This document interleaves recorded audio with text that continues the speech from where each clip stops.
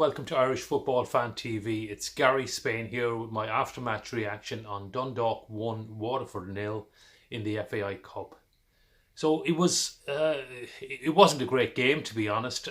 Dundalk were fully deserved their victory. They were clearly the better side.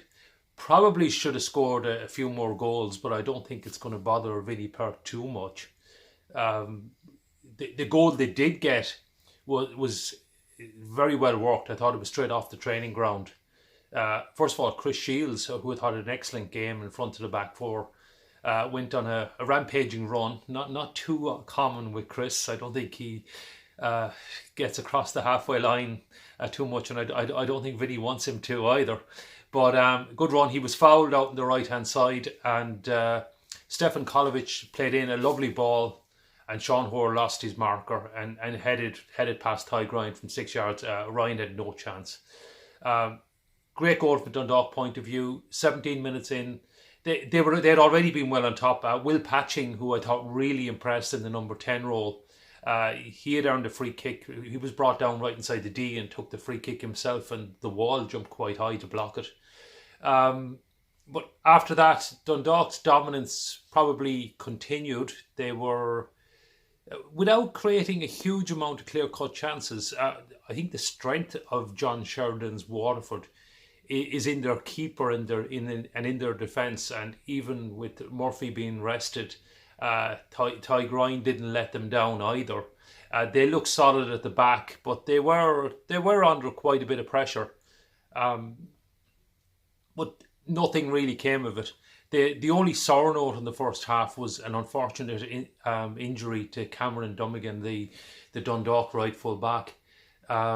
It looked pretty bad. He was stretchered off and went away in an ambulance. There was speculation afterwards that he may have broken his ankle, but I really wish him all the best. He's a really talented player that hadn't got great opportunity in Dundalk because Sean Gannon's probably the best right back in the league, and so Cameron hadn't got much of a chance. He really had taken his opportunity. He was one of Dundalk's better performers in the first 40 minutes, but unfortunately that doesn't count for much now.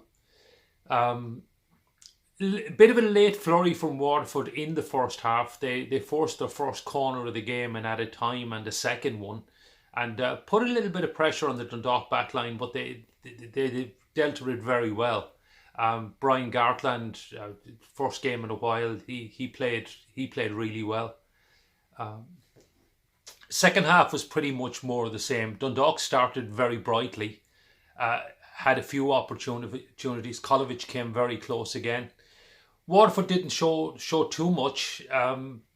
Again, it seemed very comfortable. The second goal would have ended the game, but it just wouldn't come.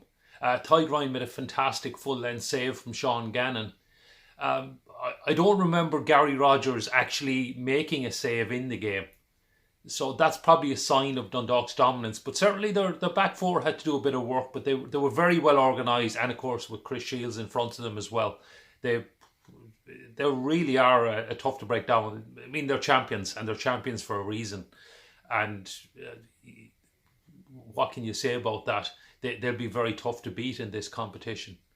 So the game kind of petered out. Look, frankly, it wasn't a great game. Vinnie Perth, very happy. Dundalk are in the next round. We'll wait and see who they get in the draw. Waterford, they had made 6 changes, so their focus is probably more on the league. They still have a great chance of Europe through the league. I think 4th place certainly is not out of the question for Waterford. They'll certainly be hoping that one of Dundalk or Shamrock Rovers, or maybe Bohemians as well, wins the FAI Cup, because they look like they'll be in the top 3 at the moment, which would mean a Europa League spot for 4th place. And I think Waterford, more than nearly any other club in the league, probably feel they deserve a chance to play in Europe after what happened last year. So that's it. Onwards for Dundalk. They have Europe next week, a really tough tie against Celje, but they've put up some very impressive performances in Europe in recent years, and they'll be very tough to break down. I don't think Celje will fancy that game either.